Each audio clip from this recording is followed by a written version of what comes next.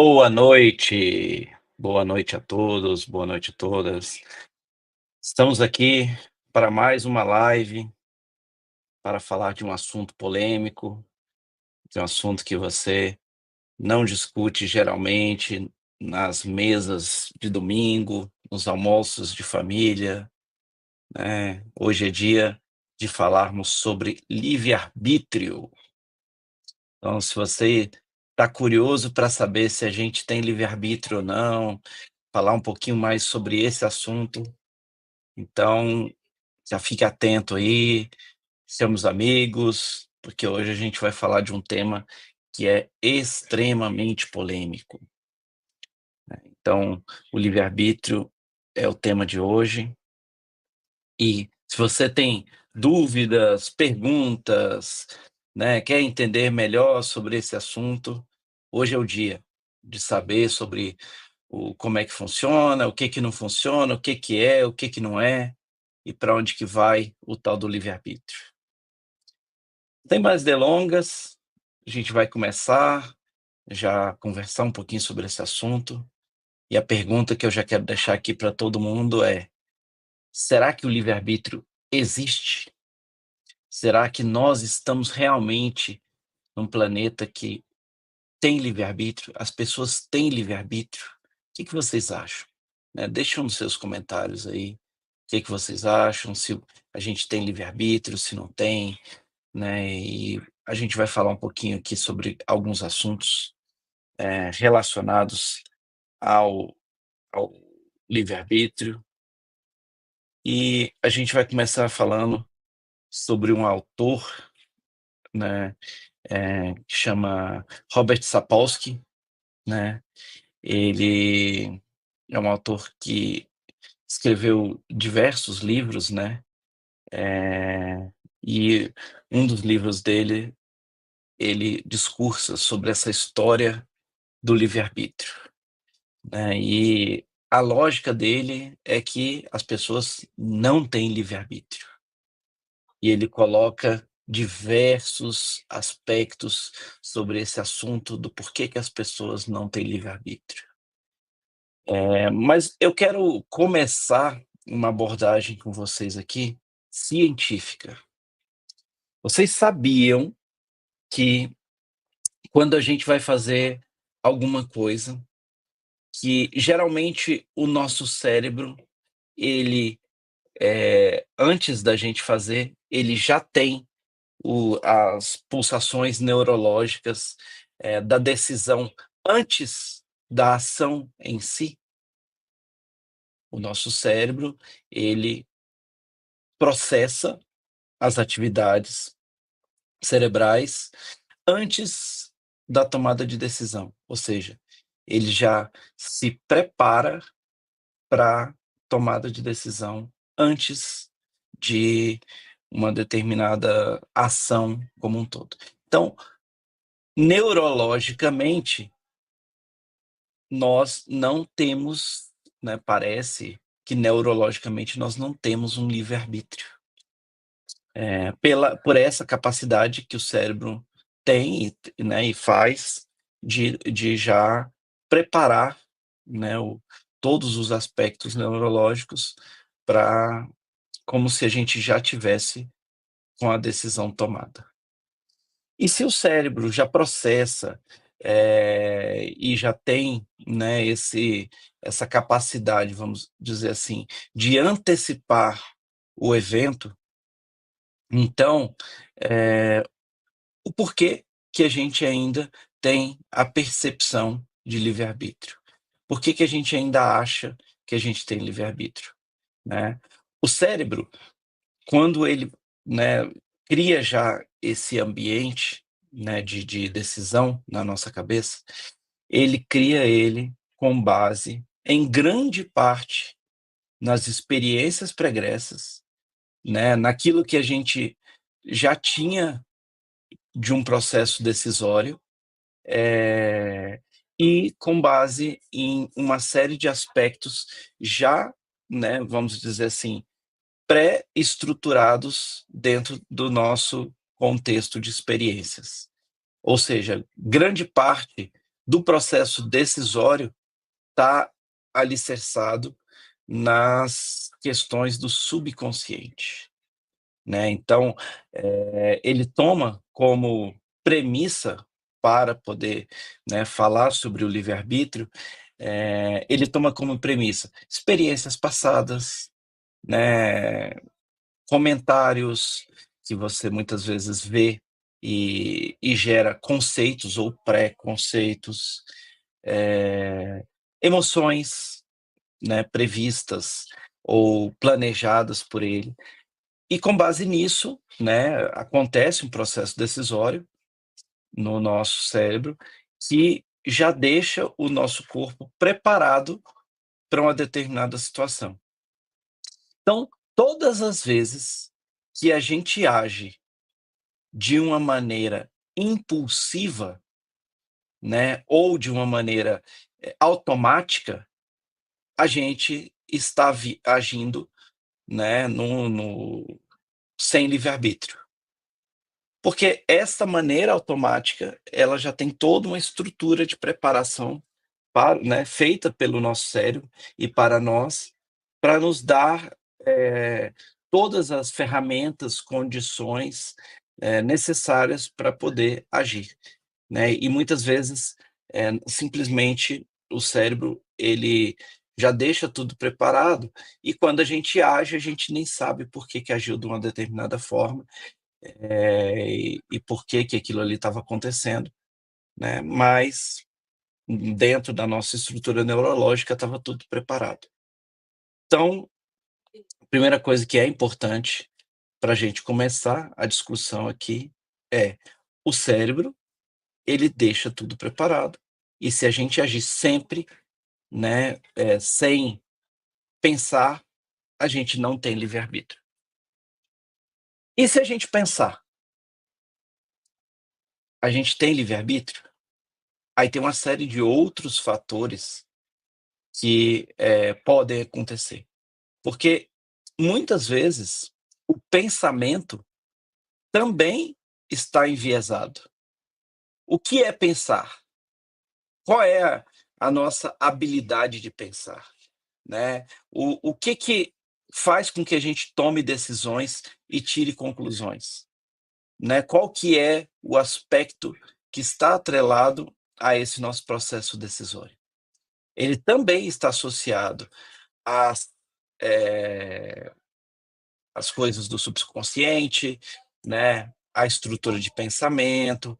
Então, tudo também está baseado, né, em experiências pregressas que formam essa base do pensamento. E se são essas experiências pregressas que determinam as nossas tomadas de decisão, então talvez a gente também não tenha livre-arbítrio se o pensamento foi estruturado, né, baseado numa tomada de decisão, pregressa, né, ou baseada em pensamentos. Então, se quando a gente está tomando uma decisão impulsiva, a gente não tem livre-arbítrio, e quando a gente está pensando de uma maneira estruturada, baseado em experiências, etc e tal, a gente também não tem livre-arbítrio? Quando a gente tem livre-arbítrio, né? O que é o livre-arbítrio? Que forma que ele se estrutura? Por que que existe o livre-arbítrio, né? E o que de fato a gente está fazendo, né, para a gente realmente ter o livre-arbítrio?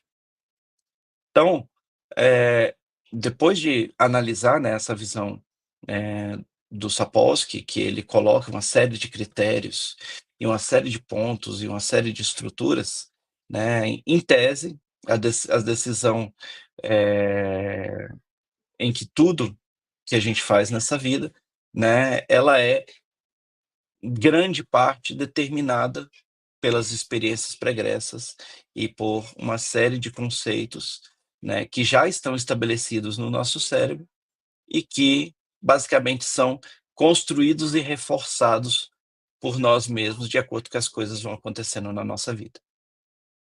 E agora eu vou trazer uma outra visão, uma visão de um outro autor chamado Joe Dispenza, né, aonde ele coloca esses diversos pontos associados também, ao nosso processo decisório, mas ele coloca uma visão um pouco diferente. Então, na visão do Joe Dispenza, se a gente seguir 100% do modo piloto automático, realmente a gente não vai ter livre-arbítrio. Mas ele acredita que toda vez que a gente se força a sair da zona de conforto, né, e aí a gente falou de zona de conforto já também numa outra live aqui, né, a gente tem condições de tomar decisões diferentes e de criar caminhos diferentes. E aí o nosso cérebro, ele é preparado, né, para uma determinada programação, mas toda vez que a gente sai dessa programação, novos fios, novas estruturas, novos contextos são moldados no nosso cérebro, né. Então, esses novos contextos têm a ver com a neuroplasticidade do cérebro. Então o cérebro consegue criar novos caminhos, criar novas alternativas, criar novas rotas. E essas novas rotas, esses novos caminhos, essas novas alternativas, criam a possibilidade da gente ter novas produções proteicas, novas estruturas físicas, novas estruturas cerebrais, novas redes, e com isso a gente pode se modificar. E é essa modificação na gente mesmo, na nossa energia, nas nossas capacidades, que faz com que a gente, né, consiga sair da zona de conforto. Então, segundo o Joe Dispenza, a gente precisa de um esforço, né, colocar energia para que a gente possa fazer essa modificação. Esse esforço, essa energia, essa modificação que permite com que a gente tome decisões diferentes da programação. E se então a gente pode, né, criar decisões diferentes da programação, então sim, a gente pode ter livre-arbítrio. Mas o contexto do livre-arbítrio, ele vai muito além do contexto cerebral, do contexto físico, né, do contexto, nosso, vamos dizer assim, da sociedade. Ele vai analisar uma série de outros aspectos, aspectos culturais, aspectos existenciais, aspectos ancestrais, aspectos estelares. Então podem existir outras variáveis, né, além das variáveis que a gente está discutindo aqui, que são as variáveis físicas, cerebrais, neurais, etc e tal, que contribuem para esse livre-arbítrio, né. E essas variáveis também têm uma grande influência sobre a nossa, né, nosso processo decisório. Isso vale, por exemplo, quando a gente está associado a dogmas. Aqueles dogmas, eles são como se fossem pedras fundamentais do nosso processo decisório. O conceito de certo e errado está associado com os dogmas. Então, a partir do momento que a gente decide ir para um caminho A ou para um caminho B, a gente está se baseando, né, no dogma que está ali estabelecido dentro da gente, e esse dogma, muitas vezes, ele foi colocado para a gente ali por conta de alguma coisa que a gente aprendeu dos nossos pais, ou de alguma coisa que a gente aprendeu de uma religião, ou de alguma coisa que a gente aprendeu na escola. Então, essas estruturas, elas vão sendo colocadas para a gente, e elas moldam o nosso comportamento. Esse comportamento, ele, de acordo com um determinado dogma, com determinada estrutura, ele é atribuído um julgamento de certo e errado. Mas isso muda também de acordo com a cultura, isso muda de acordo com uma série de aspectos, né. Então, esses aspectos também têm que ser considerados para uma análise do livre-arbítrio. E tem todas as questões, né, relacionadas com o nosso processo evolutivo e aquilo que a gente acredita para a gente mesmo, né. Muitos acreditam que o processo evolutivo está associado, por exemplo, com eu fazer tudo certo, de acordo com o que minha religião manda, e com isso eu vou para o céu. Outros criam aspectos, por exemplo, baseado nos conceitos da reencarnação, que eu tenho coisas para aprender aqui, etc e tal. E outros ainda entram, né, em aspectos, por exemplo, de contextos estelares, aonde esses assuntos muitas vezes vêm à tona, né, como por exemplo, questões que aconteceram em Órion, né, com, guerras que poderiam ter acontecido nessas estrelas, uma série de aspectos, por exemplo, relacionados, ao processo decisório das pessoas aqui e das regras, inclusive, que são impostas, pelas federações, como, por exemplo, o direito ao livre-arbítrio das pessoas que estão aqui, né.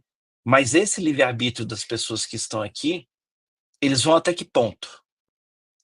Porque se eu tô aqui dentro, né, da Terra, e eu posso fazer o que eu quiser, será que eu posso fazer o que eu quiser?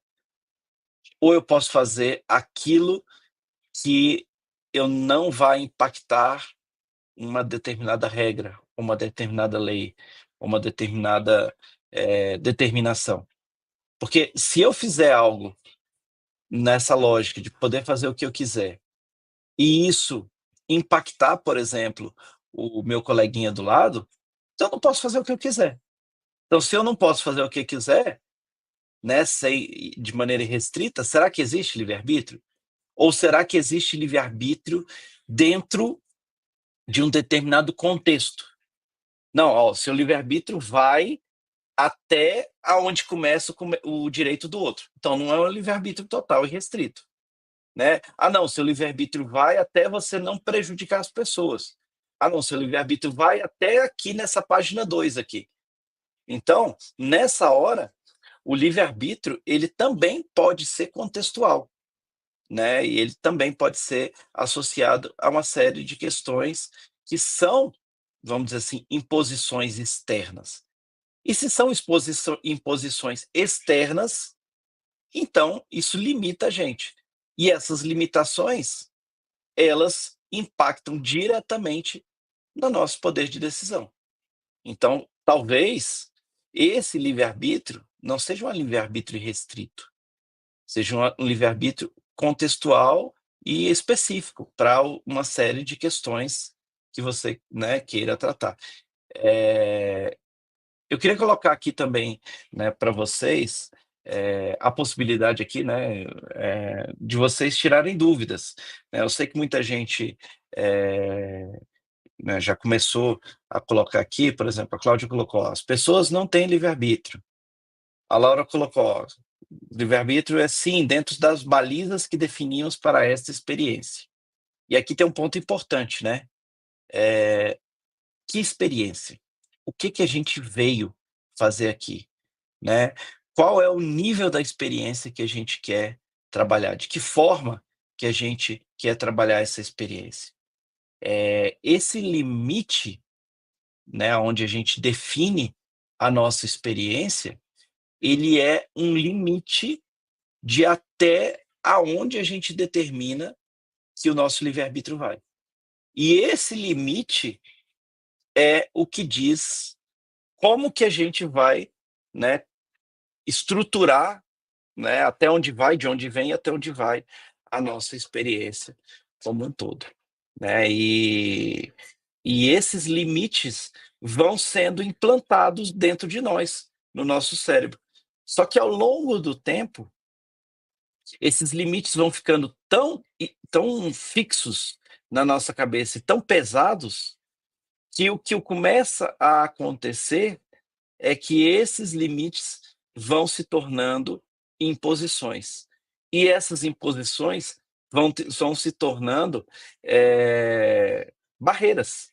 E essas barreiras, elas vão virando crenças, e aí com isso a gente começa a viver ali dentro de uma caixinha.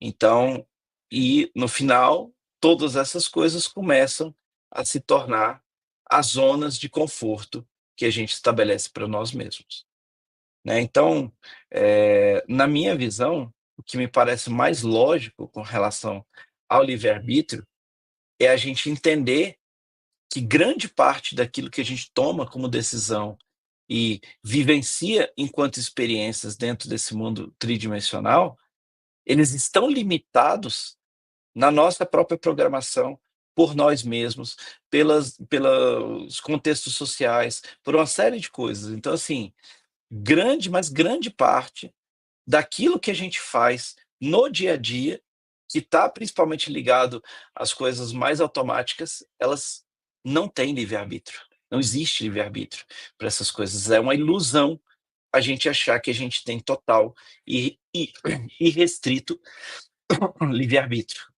O livre-arbítrio, ele é contextual e específico para cada temática, para cada assunto, para cada coisa que a gente acaba tratando. E ele só existe de verdade quando a gente, primeiro, sai da zona de conforto e resolve viver de uma maneira autônoma, né, e de uma maneira fora do automático. Segundo, quando a gente toma decisões diferentes daquilo que é o previamente programado. E terceiro, começa a colher as experiências diferentes dessas decisões que a gente toma.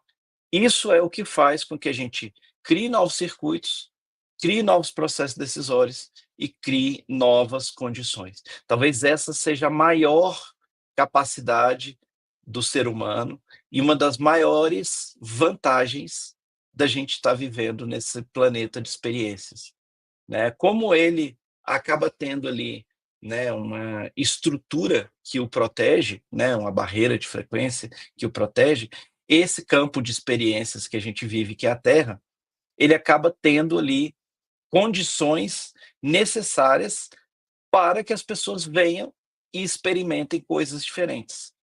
O problema dessas experiências é até que ponto você fica preso nelas, né. E essa prisão que você se autoimpõe é que determina, né, o quanto que é o seu grau de liberdade do teu livre-arbítrio e o quanto que você está próximo ou distante de sair da massa do planeta Terra e ir para um caminho de ascensão, para um caminho diferente.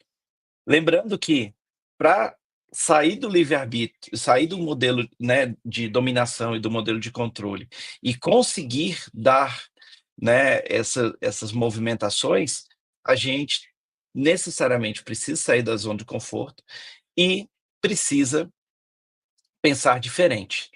E aí, né, talvez você, quem estava aqui semana passada, né, ou nas últimas lives pode lembrar que eu falei sobre saltos quânticos, né. Então, os saltos quânticos permitem com que o nosso cérebro seja reprogramado e que a gente comece a criar novas emoções e novos sentimentos. Então, a gente consegue, né, com esse processo de dar saltos quânticos, além de sair do livre-arbítrio, né, e sair e ter livre-arbítrio de fato, a gente consegue criar novas realidades para nós mesmos. Então, se a gente, por exemplo, está em loops, né, vivendo sempre uma mesma condição, poxa, eu só vivo relacionamentos dessa mesma maneira, eu só vivo essas condições financeiras sempre acontecem da mesma forma. Então, geralmente, o que está acontecendo é que eu estou vivendo no piloto automático, estou vivendo ciclos e não estou conseguindo dar saltos quânticos, porque toda vez que as condições que acontecem para mim, elas acontecem né, de um determinado formato, eu não consigo olhar para esse formato, identificar esse padrão disso que está acontecendo, e eu ajo sempre no piloto automático. E muitas vezes a tomada de decisão de mudança, ela é exatamente fazer aquilo que é o inverso do que a programação está esperando que você faça, né. Então, se eu, por exemplo, vivo sempre um determinado ciclo, eu tenho que identificar o padrão, eu tenho que saber quebrar esse padrão. Eu tenho que saber dar esse salto. E isso só se consegue fazer com bastante conhecimento, com entendimento de si mesmo, entendimento do que está acontecendo, e é por isso que é tão importante o despertar. Então vou pegar uma pergunta aqui, ó, a Cláudia perguntou: "Segundo o espiritismo, nós temos livre-arbítrio, mas nem sempre temos, a não ser quando saímos da nossa zona de conforto". É bem por aí mesmo a lógica, né. Ele acaba sendo um pouco mais complexo do que isso, né, porque não basta sair da zona de conforto. Sair da zona de conforto é o primeiro passo para a gente poder ter livre-arbítrio, mas ela é um passo intermediário. Além de sair da zona de conforto, a gente precisa dar os saltos quânticos necessários. E uma outra pergunta aqui: as prisões seriam nossas crenças limitantes? As crenças limitantes é a crença limitante é um dos elementos de aprisionamento nosso, né. As nossas crenças limitantes, os nossos dogmas, né, as coisas que a gente faz de uma maneira geral, que nos aprisionam, elas criam esse ambiente, né, para que a gente continue repetindo aquilo ali de uma maneira geral. Como saber se a decisão que estamos tomando é fora do esperado? Na verdade, assim, geralmente as decisões que a gente está tomando é dentro do esperado, ou seja, a gente está dentro de um modelo ali, comum. A melhor forma de você identificar se você está agindo no modelo padrão ou não, é observar seus resultados. Você está sempre tendo os mesmos resultados? Você está agindo dentro do modelo padrão. Você está sempre fazendo as coisas e está sempre obtendo os mesmos resultados? Você está, com certeza, repetindo o loop, repetindo os mesmos padrões. Então, para poder identificar se está tomando as decisões corretas, é interessante identificar se estão existindo saltos evolutivos dentro do teu processo, ou se essas coisas estão acontecendo de uma maneira repetida, em loop. Tudo aquilo que estiver acontecendo em loop, provavelmente as decisões não estão sendo corretas. Tudo aquilo que você consegue ver saltos evolutivos, provavelmente as decisões estão sendo as decisões mais adequadas para a evolução. E isso não significa que a gente vai fazer evoluções em todas as áreas da nossa vida. Muitas vezes a gente vai, por exemplo, na nossa vida financeira a gente tem uma decisão que é legal e, por exemplo, na vida amorosa não. Então, essas questões acabam variando muito, né, ao longo do tempo, e trazendo essas visões. Não sei se foge um pouco do tema, mas poderia dar o seu entendimento sobre o livre-arbítrio que os extraterrestres devem observar ou não para intervir, interagir, nos ajudar a evoluir, dominar e etcétera. Legal, Vlad. A pergunta, né, nesse contexto, a gente, eh tem que falar sobre a primeira diretriz, né, e sobre os processos decisivos que acontecem lá fora. Talvez a gente não consiga entrar nos detalhes aqui do jeito que gostaria, né, mas dá para a gente dar uma pincelada, né. Então, do mesmo jeito que acontecem processos evolutivos aqui na Terra, isso acontece em outros planetas, né. Aquilo que a gente já falou uma vez aqui, a gente tem mais de 100 bilhões de planetas que eles têm, possibilidades de ter vida, e muitos deles têm, e muitas sociedades evoluem, e muitas estão avançadas, mais avançadas que a gente, e muitas estão mais atrasadas do que a gente. E esses processos de decisão, né, e de criação, eles estão ancorados em vários aspectos. Um deles é a dualidade. Eu não consigo fazer um processo decisório se eu não tiver contrapontos. Então a dualidade, ela é algo necessária, é necessário que a dualidade exista para que eu consiga identificar as polaridades, os extremos, né, as diversas coisas. Então a dualidade, ela é um aspecto que é muito interessante para o processo evolutivo, né. E esse processo de evolução, ele é construído de uma maneira individual, né. Então, cada um tem que tomar as suas decisões. E essas decisões que são tomadas de maneira individual, elas, para que sejam legítimas, né, ou seja, para que o aprendizado aconteça, ela não pode ter interferência. É por esse motivo que as sociedades, né, extraterrestres, que as federações, elas partem do pressuposto da primeira diretriz de não intervenção, porque elas entendem que os ambientes são criados para poder experimentar. E que dentro dessas experiências que cada um se colocou, eh, somente nós mesmos temos capacidade, né, e condições de decidir aquilo que é o melhor para nós. Por isso eles não interferem. Quando que a interferência pode ser feita? Quando o nosso livre-arbítrio ultrapassa os nossos limites, ou seja, quando a gente começa a interferir nos limites do outro. É a mesma coisa que acontece na nossa sociedade. Você fala assim: "Eu tenho livre-arbítrio", beleza. Você pode matar alguém? Não, não pode. Senão você vai preso, é simples assim. Então, o seu livre-arbítrio, ele termina no momento que você interfere no livre-arbítrio do outro. A mesma coisa vale aqui no planeta. O nosso livre-arbítrio na Terra, ele está valendo até o momento que isso interferir lá fora. Então, esse ambiente é um ambiente de experiências, é um ambiente de provas, vamos dizer assim, né. E óbvio, ele foi criado com uma série de motivos, aí nós temos que falar, por exemplo, de Guerra de Órion, né, de Rebelião de Lúcifer e uma série de outros assuntos que não daria tempo da gente discutir aqui. Mas o eixo base, né, da não interferência, está nesse contexto das experiências. Como sair fora da caixa para alcançar o salto quântico? Então, Cláudia, esse processo, ele começa com um processo de observação, né. É importante entender, né, que esse processo é um processo individual e intransferível. Então, assim, a gente toma as nossas próprias decisões, eh, e essas decisões, elas são, né, individuais.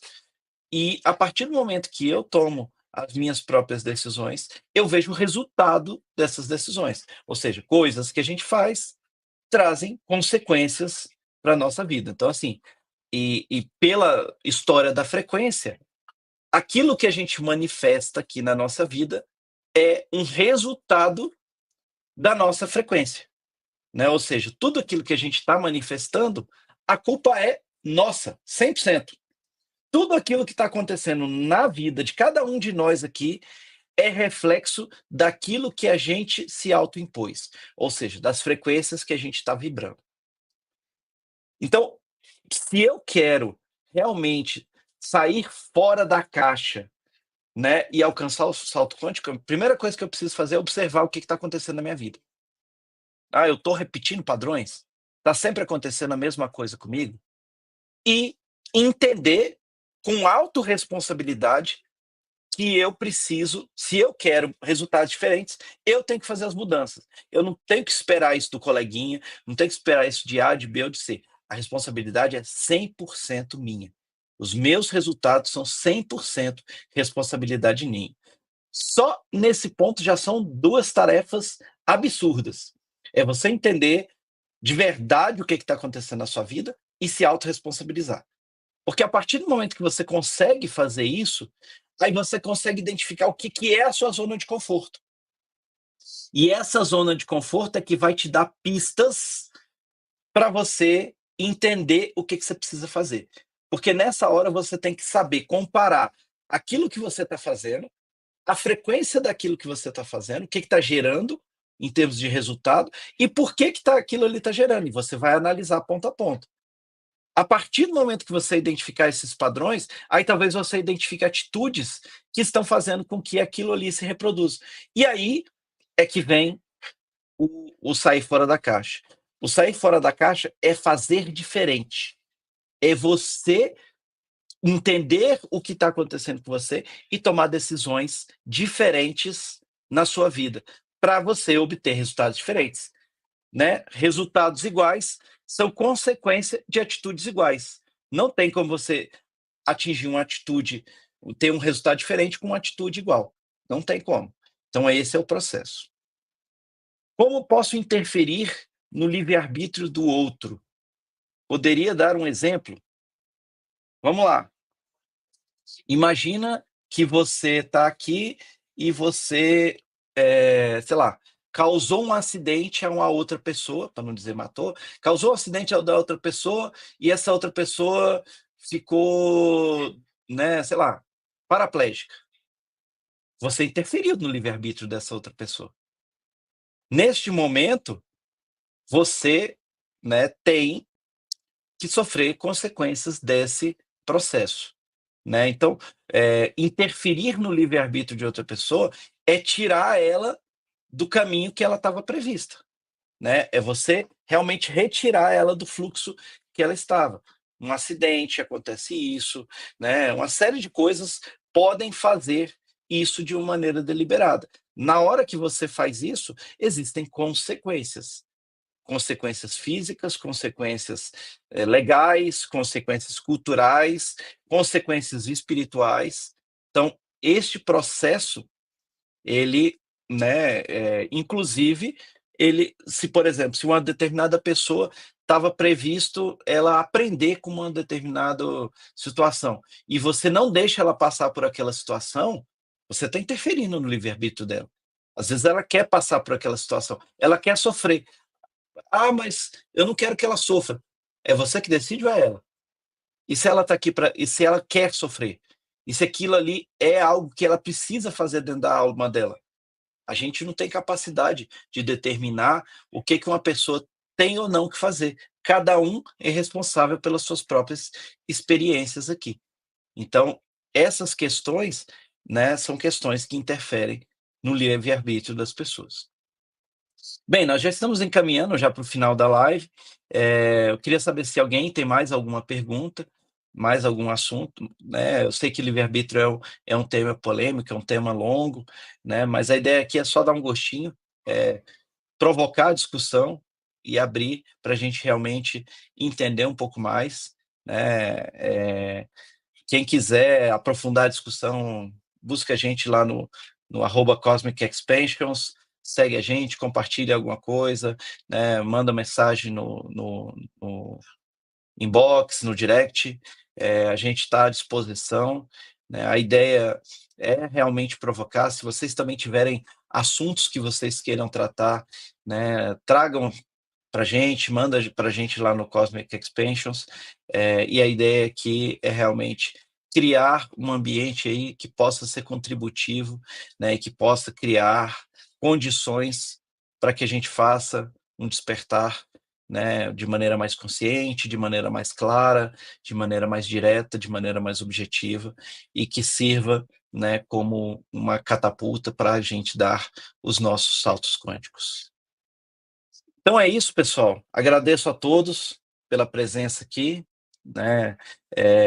Se vocês gostaram dessa live, dê um like, né, compartilha com os amigos, segue a gente lá no Cosmic Expansions, e na próxima segunda-feira nós estamos aqui de novo com mais um tema polêmico, né, que você não pode discutir com as pessoas, que senão o pessoal vai te prender no hospício.